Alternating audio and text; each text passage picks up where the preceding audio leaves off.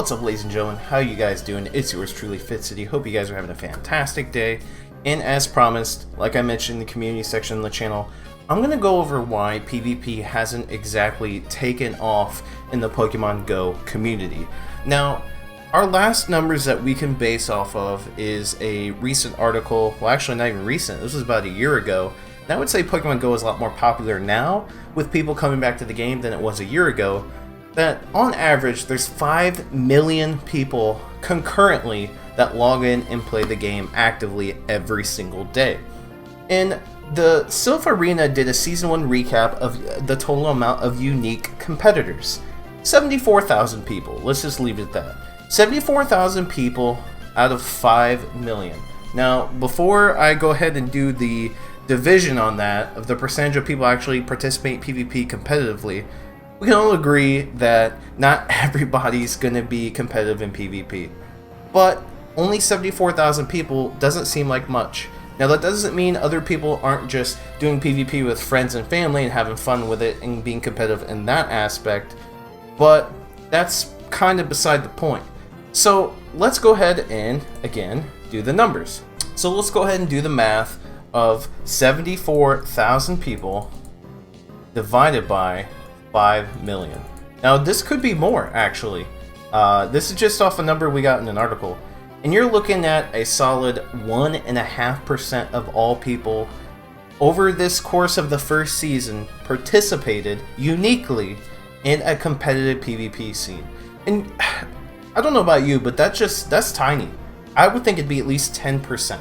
That was the kind of number I thought in my head that people would be competitive in PvP and really want to try it. Because let's be honest, in the main series games, a lot of people liked battling their friends and family in a competitive atmosphere, but also there's a huge competitive scene for the main series games, definitely a lot bigger than 74,000 people.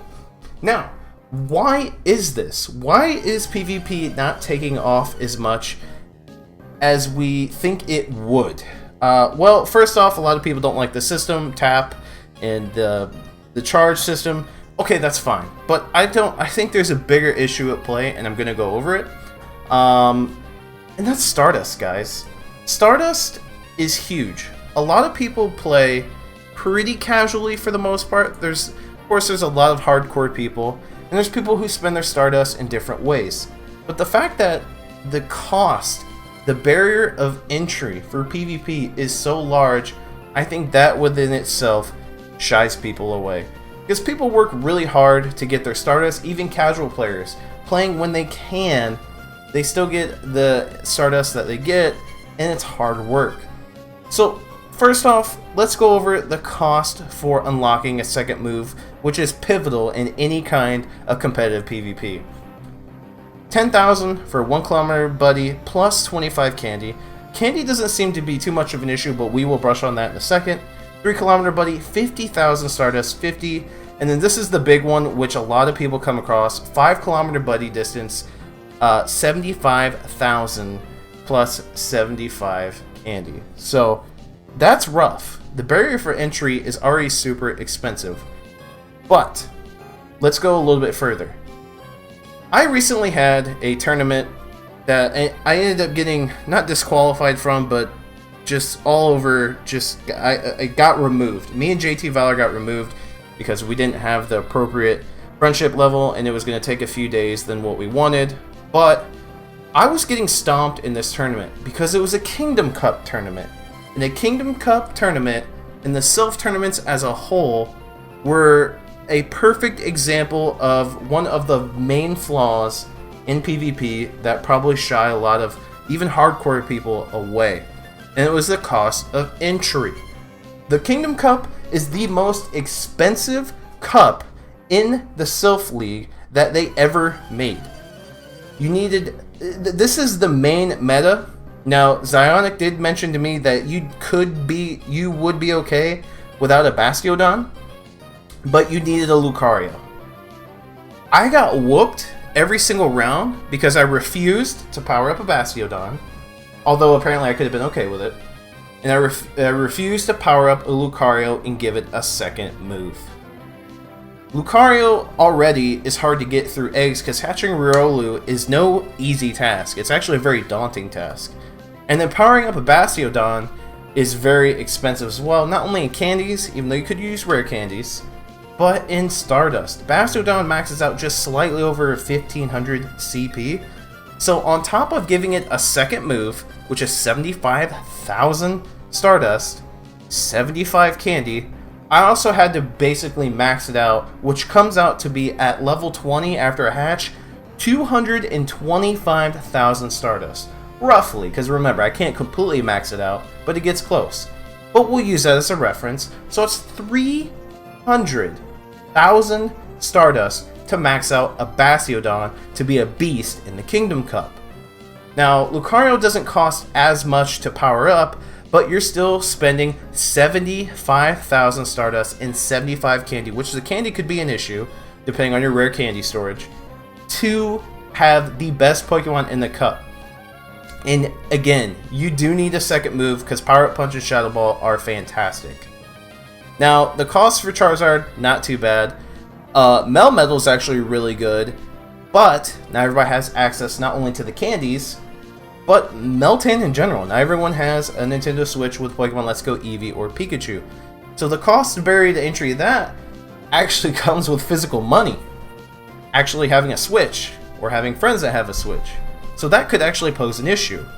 And all in all, what I'm trying to say is the costs, do they outweigh the negatives? Like, do the benefits outweigh the negatives? I think a lot of people are just saying, look, I don't want to spend valuable resources on this stuff, and it shows. Because a lot of people, what's probably the number one community thing that is mostly enjoyed by Pokemon Go players?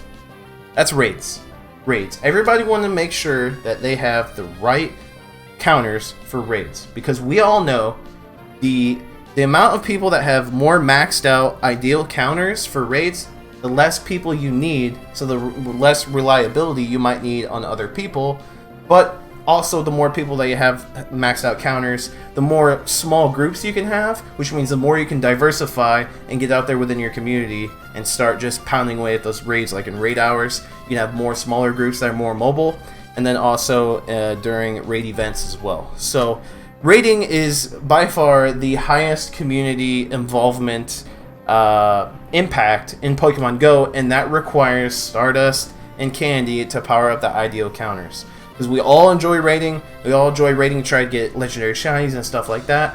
Another thing I would say people really enjoy is shiny hunting, but there's no real costs into that, so that's why a lot of people enjoy doing it.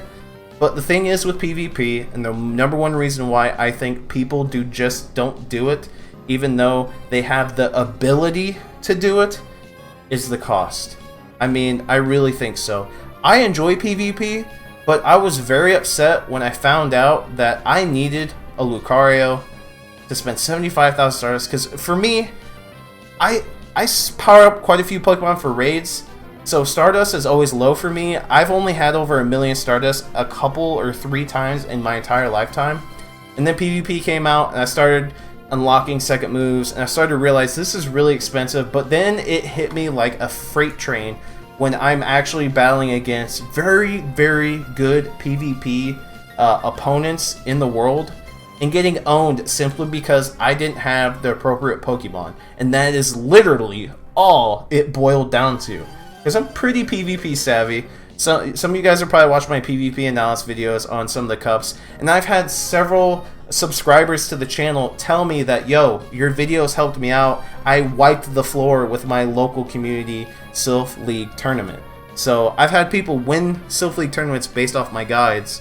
So I'm fairly PvP savvy. When it comes to me losing, it's usually because of the cost of entry and what I want to sacrifice. And I'll be honest, I don't like to sacrifice too much. And I think that is the number one reason why the Sylph League failed to get more than 74,000 people, because these were very specified leagues, and some of them, including the Kingdom Cup, costed more than others. So, what's a fix? Niantic should literally just make it cheaper.